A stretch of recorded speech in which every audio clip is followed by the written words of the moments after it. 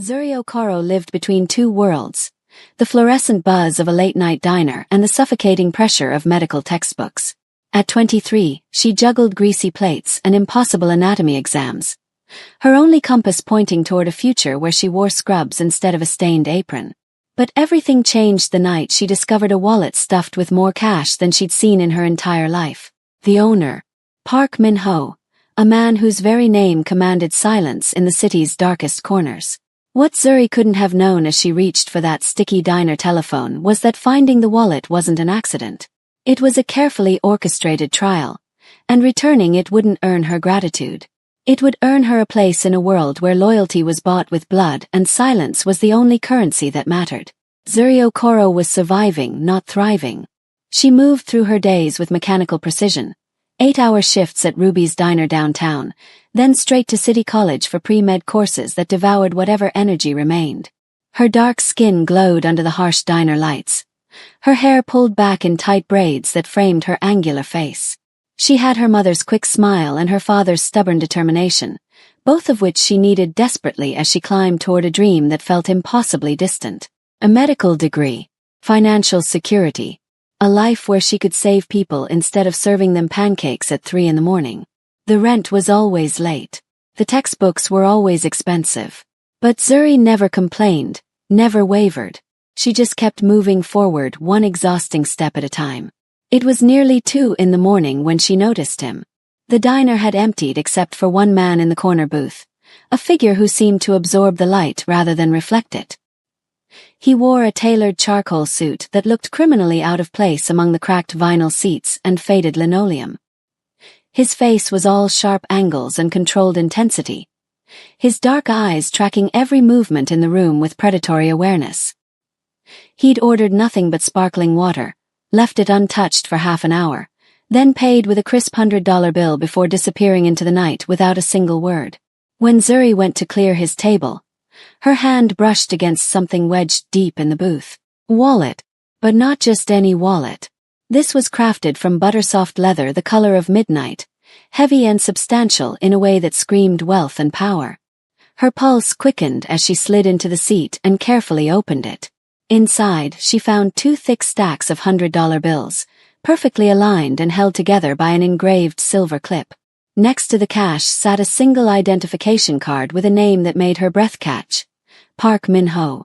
The photo showed the man from the booth, his expression hard and unreadable.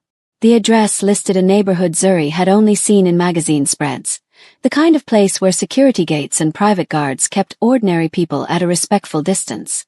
There was also a strange metal card bearing Korean characters she didn't recognize. No bank name or logo, just the embossed symbol of something exclusive and probably dangerous. She counted the money quickly. $4,000. Enough to pay tuition for an entire year. Enough to stop living on ramen and borrowed textbooks. Enough to finally breathe. Her grandmother's voice echoed in her head, words hammered into her since childhood in their cramped Lagos apartment. Sleep comes easy when your hands are clean, my daughter. Stolen bread tastes like poison. Those words had followed her across an ocean, through every hardship, every temptation. They were her anchor. Zuri closed the wallet with shaking hands. She had to return it. But something about the sheer amount of cash, about the man's cold demeanor, told her this wasn't a simple mistake. Felt intentional, calculated, like a trap designed to catch someone like her. Tucked into one of the card slots, she found a plain business card. No logo, no title. Just a name written in elegant Korean script and a phone number. She walked behind the counter, her palms sweating as she picked up the diner's ancient phone. It was 2:20 in the morning. He dialed. The phone was answered before the first ring finished. A male voice, harsh and suspicious, barked a single word. Speak.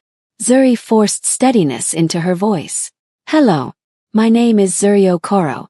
I work at Ruby's Diner on 5th Street. Someone left a wallet here tonight. The ID says Park Min-ho. Silence stretched across the line, heavy and suffocating. It felt less like a pause and more like an interrogation, as if the person on the other end was dissecting her, measuring her worth based solely on her accent and the location she'd given. Finally he spoke. Wait. A moment later, a different voice came through, deeper and infinitely more dangerous.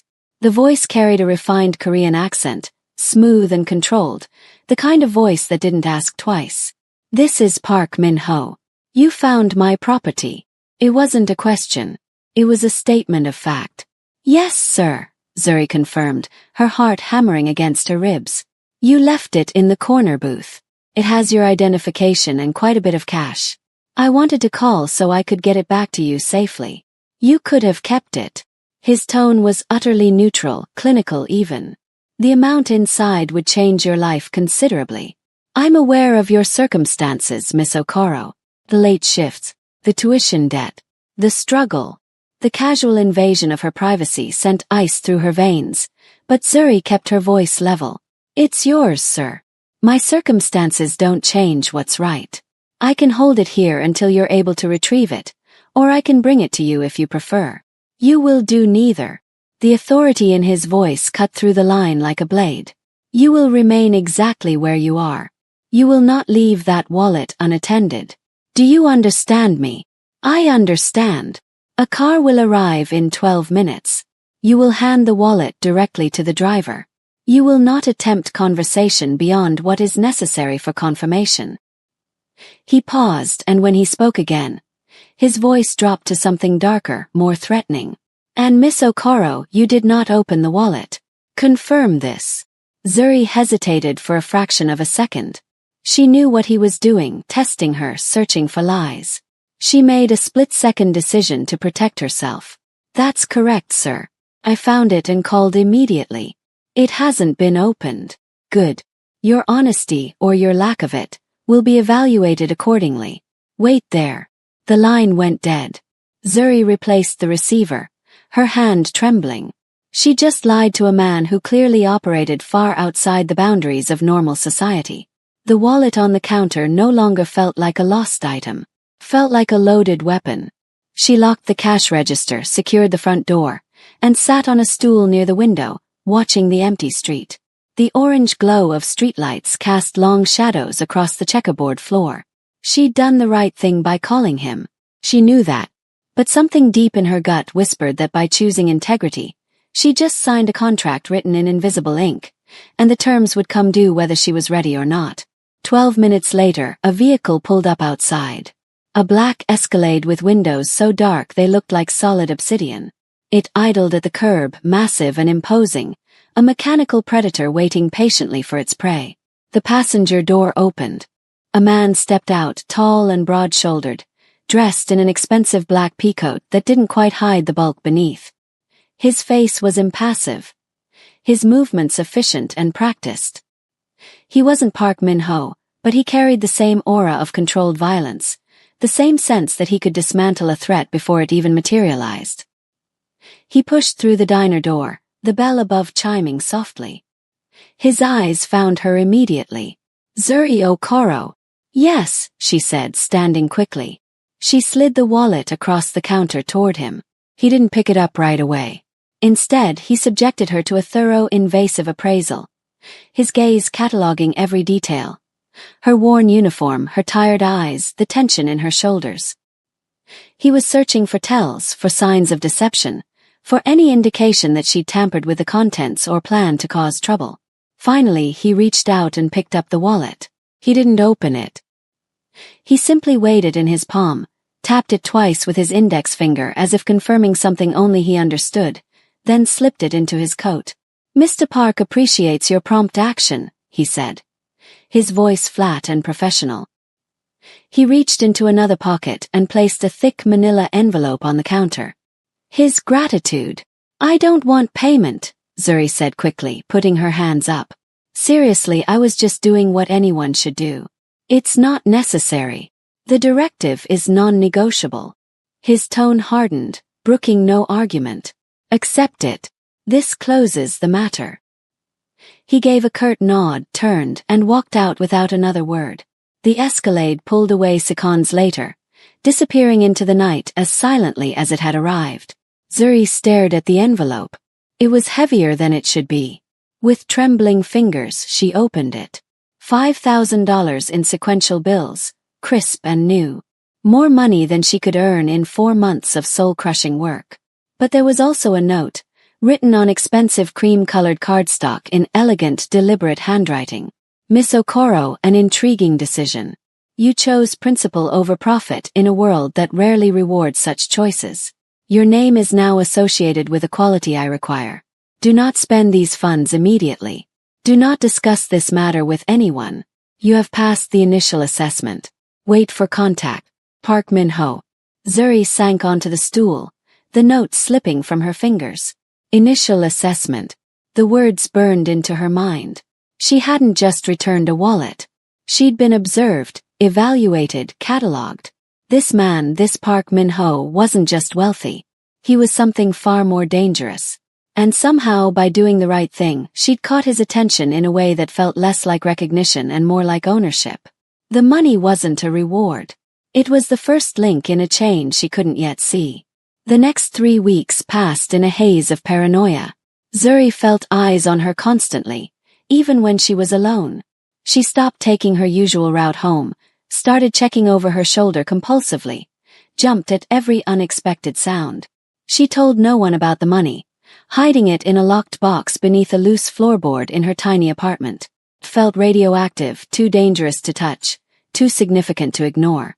She threw herself into her studies with manic intensity, trying to outrun the dread that followed her like a shadow. Anatomy, pharmacology, pathophysiology. She memorized until her eyes burned and her head throbbed, desperate to lose herself in the clean, logical world of medicine.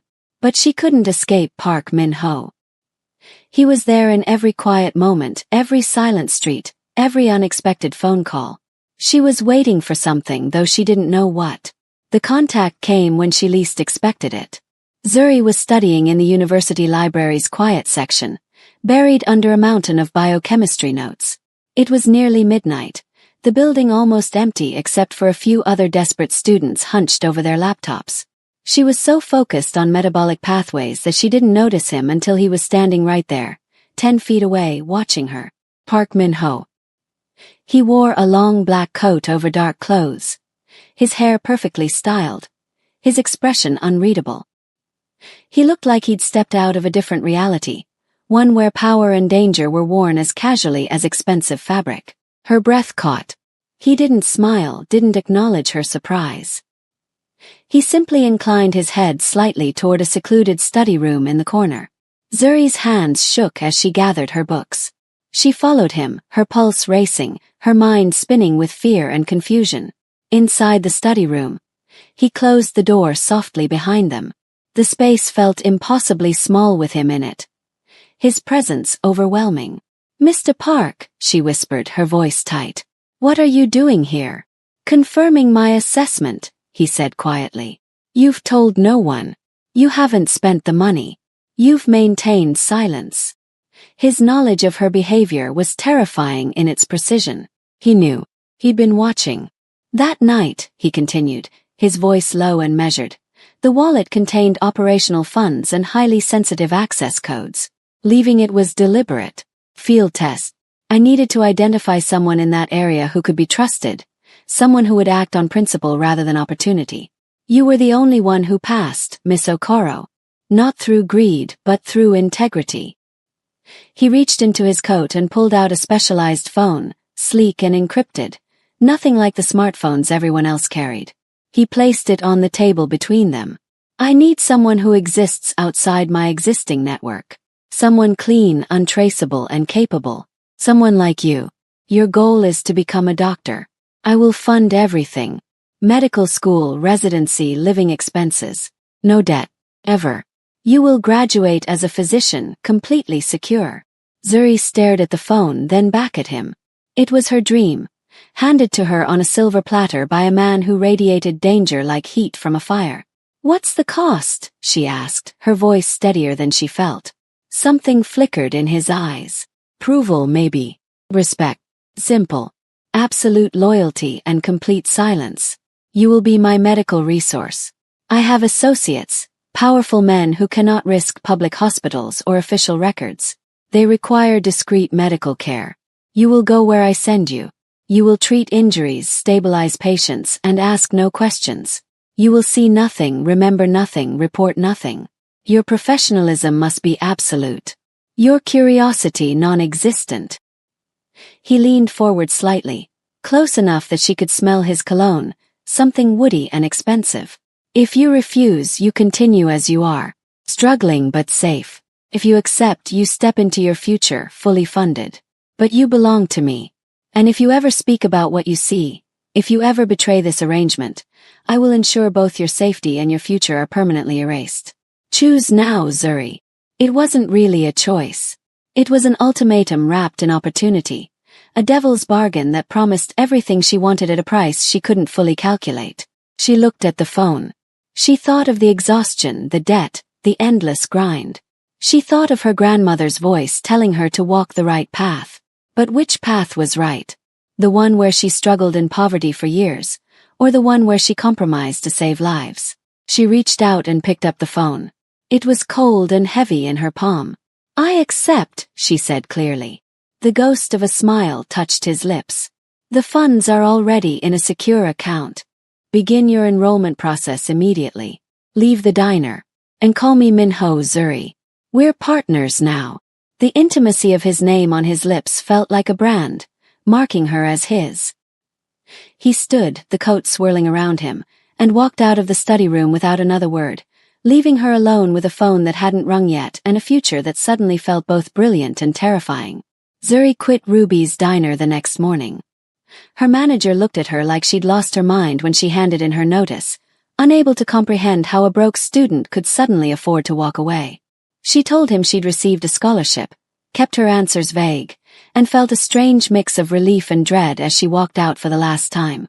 She used the account Minho had set up, paid tuition in full, bought new textbooks, moved into a better apartment closer to campus, a place with actual heat and windows that didn't rattle in the wind. Her life transformed overnight, her dreams suddenly within reach, all thanks to a man she feared more than she trusted. She buried herself in her studies, trying to convince herself that the arrangement was harmless, that she'd just accepted patronage from an eccentric benefactor. She tried to forget about Park Min-ho, to focus only on the science, the memorization, the clean predictability of human biology. The encrypted phone sat on her nightstand like a coiled snake. She never turned it off, never gave the number to anyone, checked it obsessively to make sure the battery was charged. 5 months passed. Long, intense months filled with exams and clinical rotations and late-night study sessions. The fear of Minho faded into background noise, a low hum of anxiety she learned to live with. Maybe, she thought desperately, he'd forgotten about her. Maybe the deal had been a one-time transaction. Then, in the middle of an all-night study session before finals, the phone rang. It was 4:15 in the morning. The ringtone was sharp and jarring, a sound designed to wake the dead. Zuri's eyes snapped open, her heart lurching. She grabbed the phone. Zuri!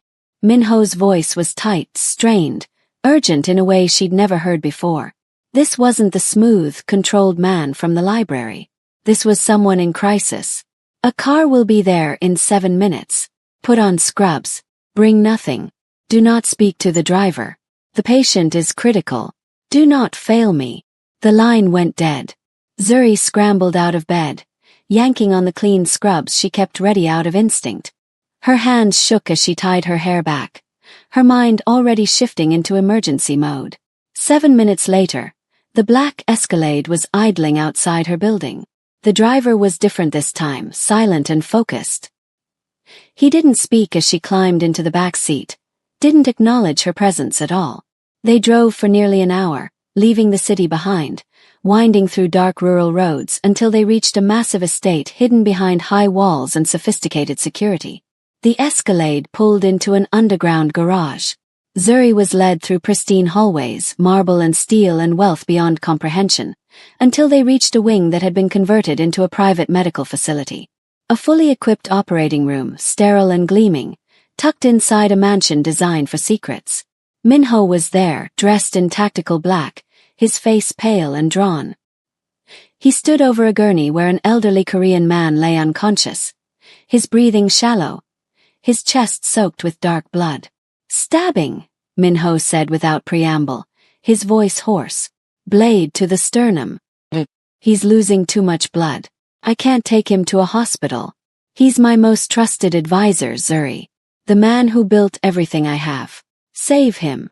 The raw desperation in his voice cut through her fear. Zuri stepped forward, her training taking over. Her mind clicking into the calm, focused state she'd practiced 1,000 times in simulations. She was no longer a student or a frightened girl. She was a medical professional in an emergency. I need light directly over the wound, she said sharply. Sterile water, sutures, a chest tube kit. For fluids immediately. Where's the trauma kit? Minho pointed to a cart nearby, relief flashing across his face. Everything's ready. Tell me what to do. Zuri pulled on sterile gloves and got to work. The wound was horrific, jagged and deep, dangerously close to vital structures. She worked methodically, exploring the laceration, debriding damaged tissue, checking for arterial involvement, closing the layers with precise stitching. She worked for over 2 hours. Minho stood beside her the entire time, silent and steady, following her terse instructions without question. He handed her instruments, managed the 4, monitored the patient's vitals. The powerful enforcer reduced to an assistant, taking orders from a woman half his size. When she finally tied off the last suture and secured the dressing, she looked up at him. He's stable. The bleeding is controlled. He needs a transfusion, but we can't risk it here. The 4 fluids will maintain his pressure for now. The biggest risk is infection. He needs continuous antibiotics and monitoring for at least 48 hours. He cannot be moved. Minho exhaled slowly, closing his eyes briefly. When he opened them again, he looked at her with something she'd never seen before. Raw gratitude. Profound relief. You're extraordinary, he said quietly. You didn't hesitate. You were flawless. You saved him. He stepped closer and this time he reached out. His hand closed gently around her forearm, warm and solid and human. I underestimated the depth of your talent. Thank you. The simple touch after the intensity of the trauma felt shockingly intimate. It was the touch of a man whose world had nearly collapsed, and she'd been the one to hold it together. The driver will take you to a guest suite upstairs, he said, still holding her arm. You won't be going home yet. You'll check on him every 4 hours. I'll handle your schoolwork. Don't leave the estate. He released her, but his gaze held hers, intense and searching. That man shaped me into who I am. You've done more than fulfill our agreement, Zuri. You've earned something I rarely give. My debt. And I always repay my debts. Zuri nodded, too exhausted to speak, understanding that a debt from a man like Park Min-ho was more binding than any contract, more dangerous than any threat. She'd passed the ultimate test. And the passing grade had bound her to a destiny she was only beginning to understand. A future shaped by silence, skill, and the strange electric connection that sparked every time the enforcer looked at her. Her transformation from waitress to the mafia boss's indispensable private physician was complete. If you enjoyed this thrilling story of loyalty, danger, and unexpected romance, don't forget to like, subscribe, and hit the notification bell so you never miss another captivating tale. Drop a comment below telling us what you thought about Zuri and Minho's intense first encounter. And check out our playlist for more incredible stories that will keep you on the edge of your seat.